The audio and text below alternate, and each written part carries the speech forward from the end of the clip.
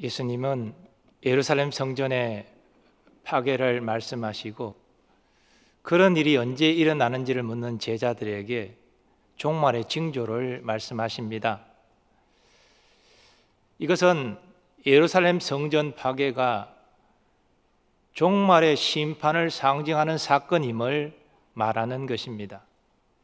그래서 예수님은 무화과 나무에 싹이 나는 것을 보면 여름이 가까워온 줄 아는 것처럼 종말의 징조를 보면 하나님 나라가 가까이 이른 줄을 알라 말씀하십니다. 그리고 오늘 본문에서 제자들에게 종말의 때와 관련해서 중요한 경고를 하십니다. 주님의 경고는 2000년이 지난 지금 우리에게도 유효합니다. 어떤 의미에서는 주님의 재림이 더 가까워졌기 때문에 더욱 우리에게 중요합니다.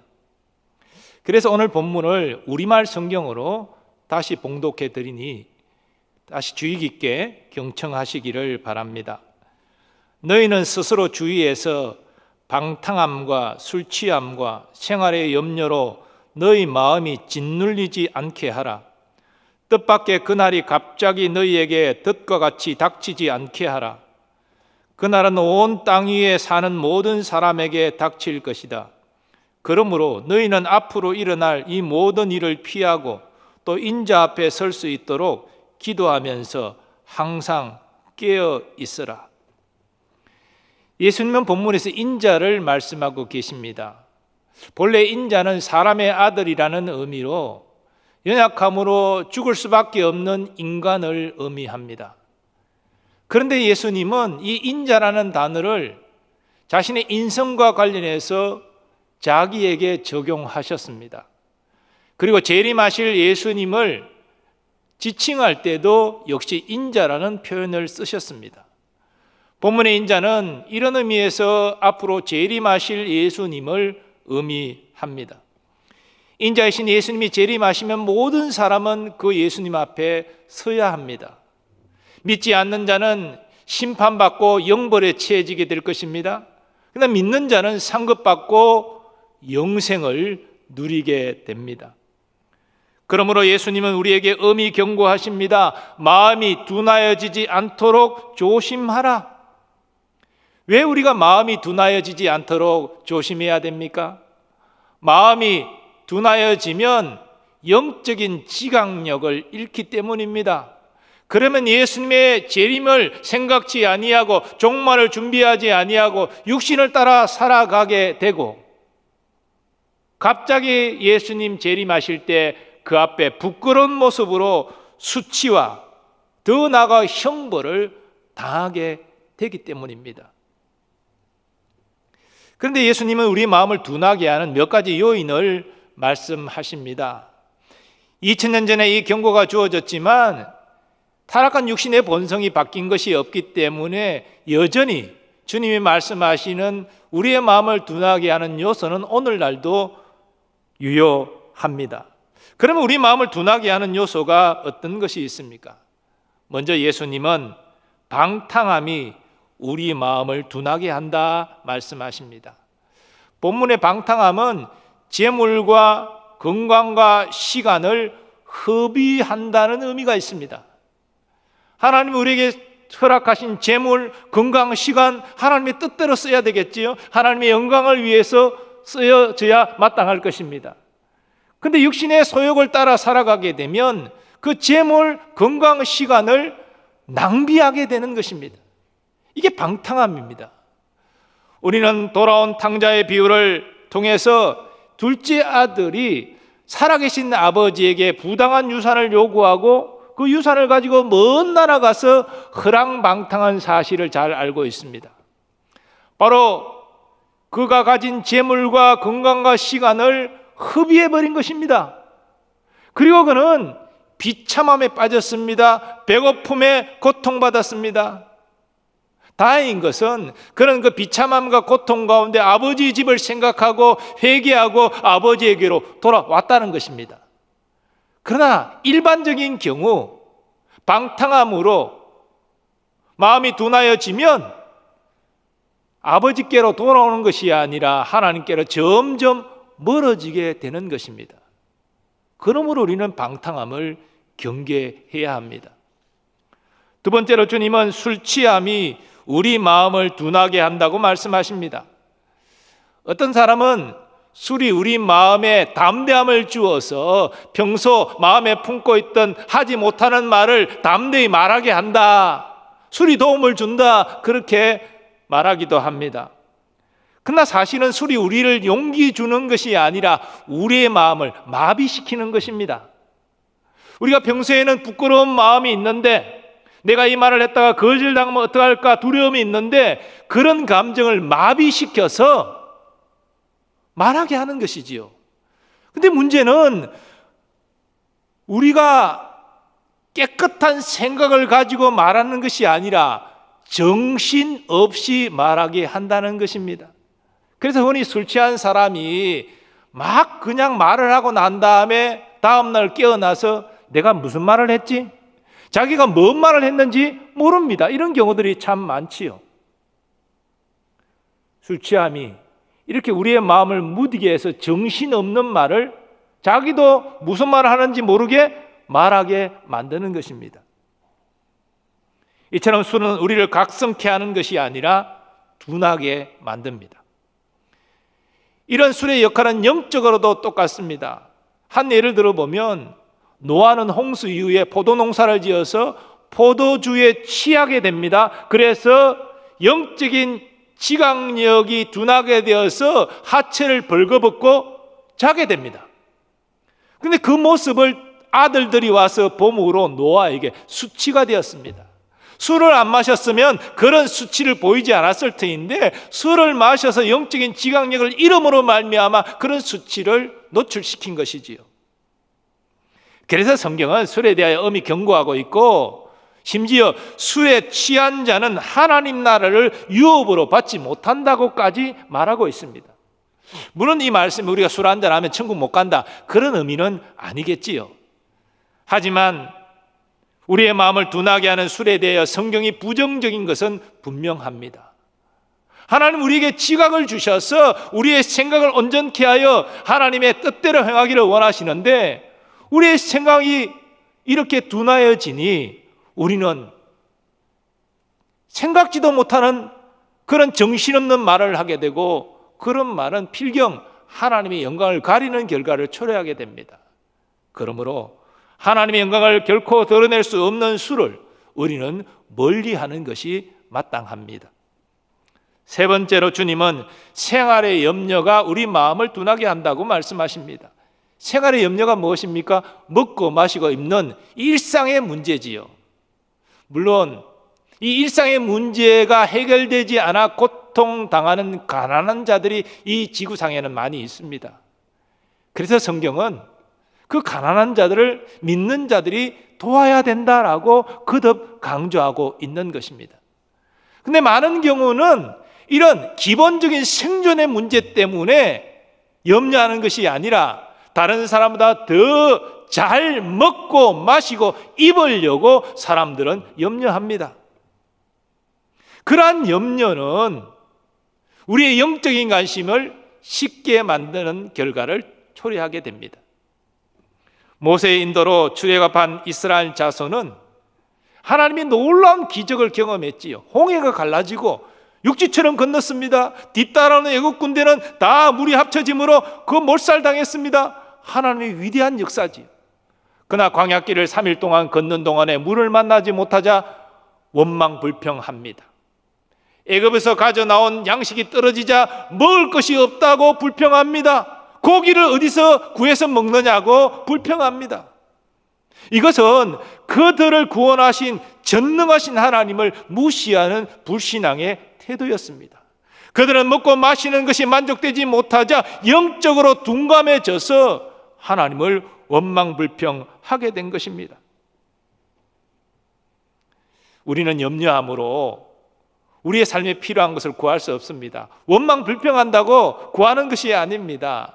그러한 염려, 원망불평은 우리의 마음을 점점 둔화시키는 결과를 초래할 뿐입니다.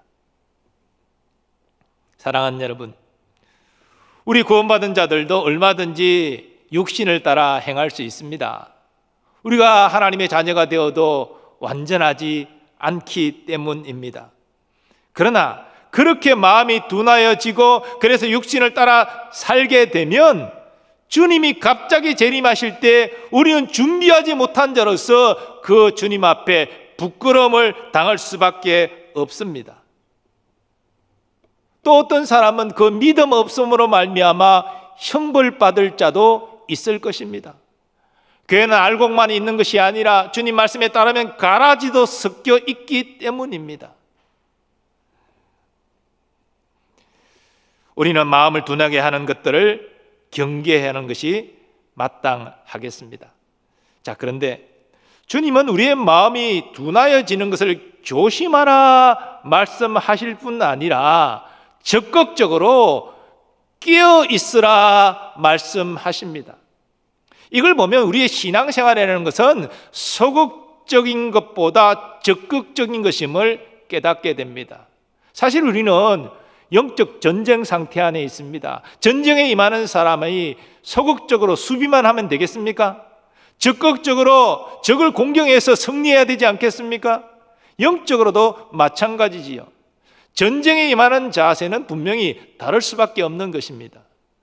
만일 어떤 나라에서 전쟁하는 중에 군인이 지금 전방을 경계하면서 보초를 써야 되는데 낮이든 밤이든 잠들어 버렸다.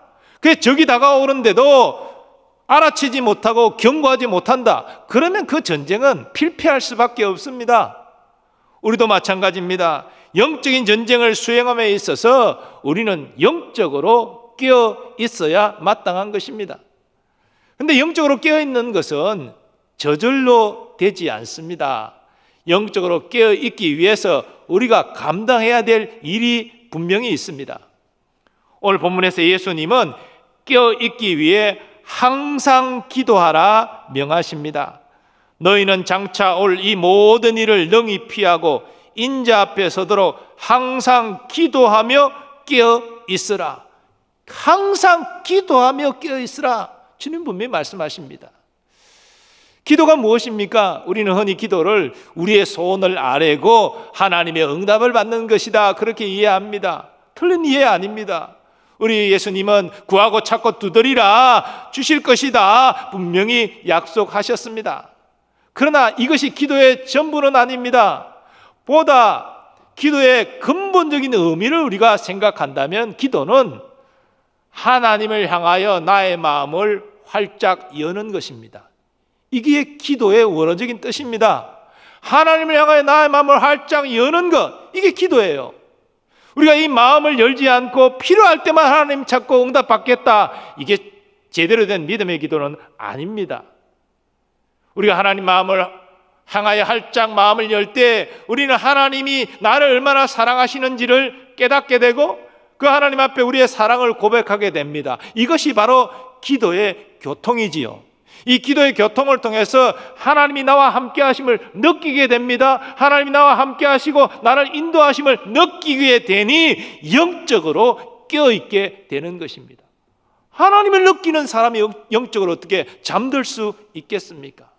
그런데 기도를 해도 하나님과 사랑의 교통이 없고 하나님의 함께 하심을 느끼지 못한다면 그건 육신의 기도, 혼적인 기도, 그래서 기도에 깨어있지 못하는 상황이 되는 것입니다. 늘 기도를 하나님과 교통하는 여러분 되시기를 바랍니다. 이를 통해서 주 예수 그리스도의 재림을 통하여 이루어질 구원의 완성을 사모하는 여러분 되시기 바랍니다. 그리고 그 주님의 재림을 예비하는 여러분 또한 되시기를 바랍니다. 이를 위해서 특별히 하루를 시작하는 새벽에 기도하기를 권면합니다. 새벽에 예수님은 기도하셨습니다. 우리도 하루를 시작하는 새벽에 기도하는 것이 참 유익합니다. 물론 출근으로 바쁘신 분들도 계시지요. 복잡한 교통편 피해서 조금 일찍 출근해서 운동도 하시고 직장에서 일하기 전에 자리에 앉아 기도함으로 시작하시기 바랍니다. 그렇게 끼어 기도하는 사람은 그렇지 않은 사람과 삶이 분명히 다를 것입니다. 우리 주님은 항상 기도하며 끼어 있으라 말씀하십니다. 우리가 이렇게 항상 기도함으로 끼어 있게 되면 우리에게 영적 분별력이 생기게 됩니다. 하나님께서 끼어 기도하는 우리에게 이 영적 분별력을 주시는 것이지요. 물론 우리가 영적 분별력을 가질 때 가장 기본은 하나님의 말씀, 성경 말씀입니다. 우리는 성경 말씀을 통해서 모든 영적인 일들을 분별하게 됩니다. 왜냐하면 우리 신앙의 행위의 정확무한 법칙이 성경 말씀이기 때문이지요. 근데 여러분, 이 성경 말씀을 삶에 적용하는 지혜와 분별력은 말씀 자체에서 온다기보다 기도함으로 하나님께 받는 것입니다.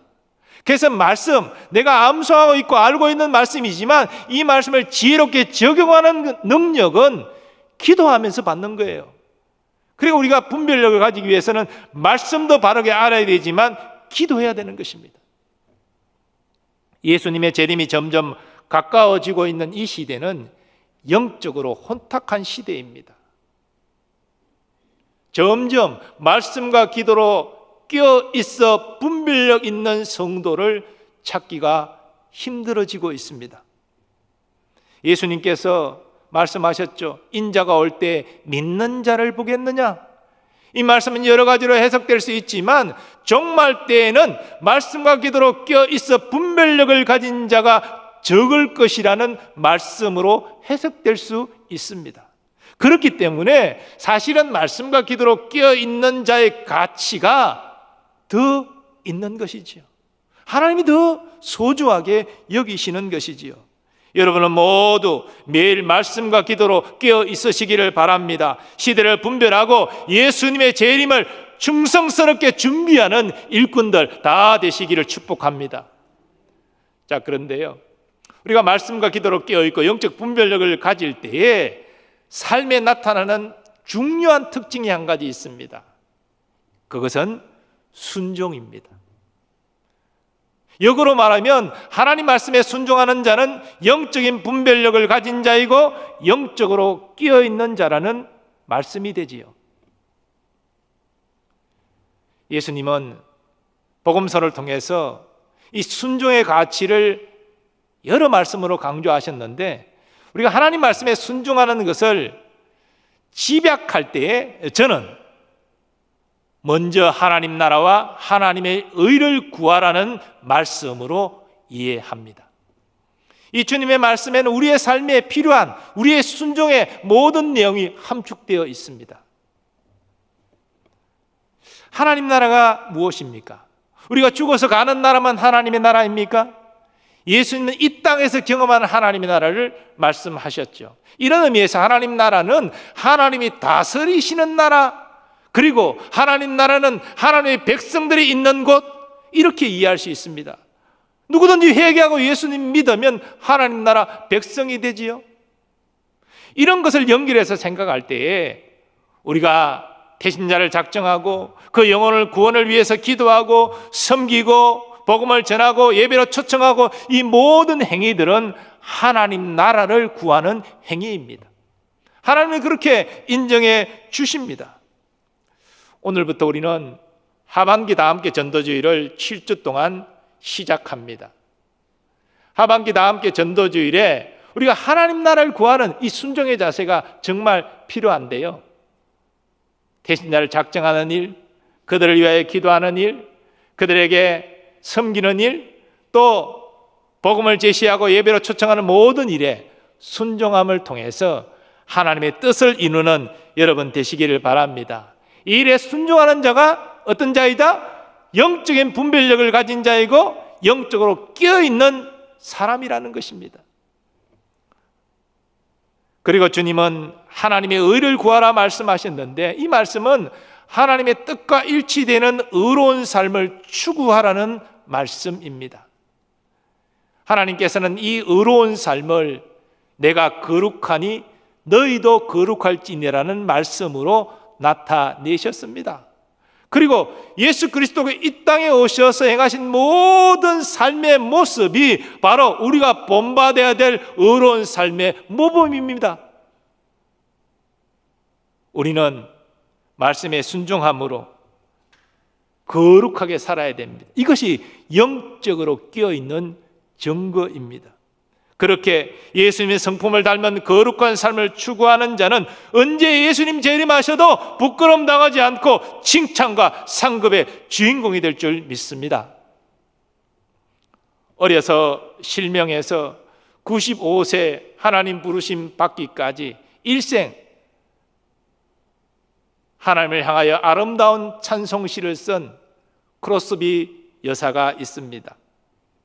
그녀가 앞을 보지 못하지만 참으로 믿음으로 주옥 같은 찬송시를 많이 썼고 우리 찬송가 안에 그 찬송시가 가사로 많이 들어와 있습니다.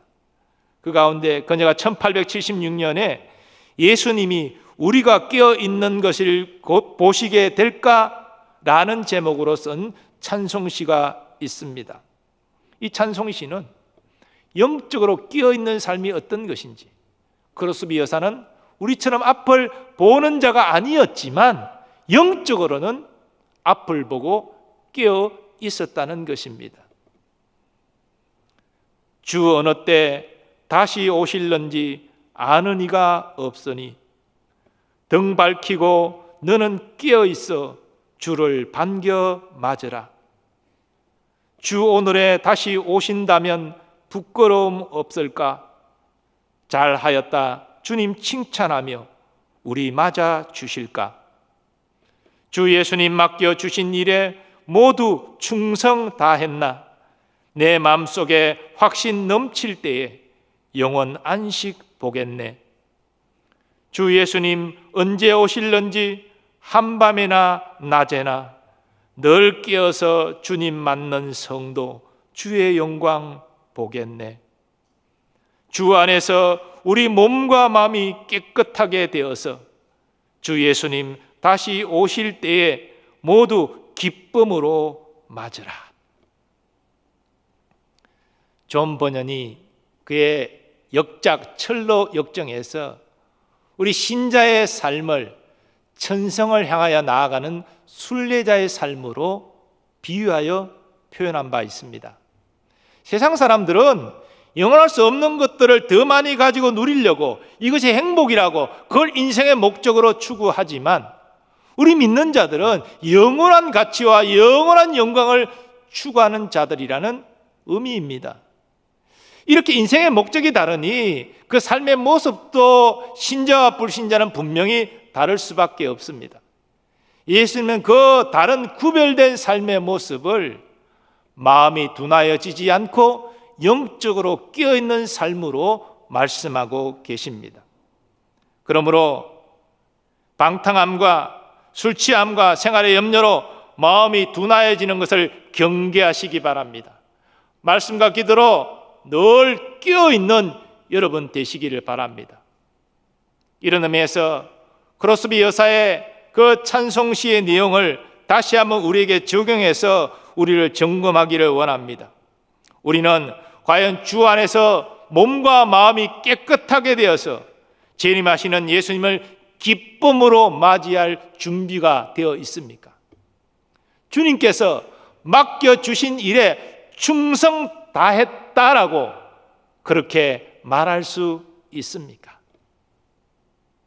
하나님께서는 세상 무기를 누리는 자가 성공자가 아니고 끼어 있어 하나님의 뜻을 이루는 자가 진정한 성공자라고 말씀하십니다.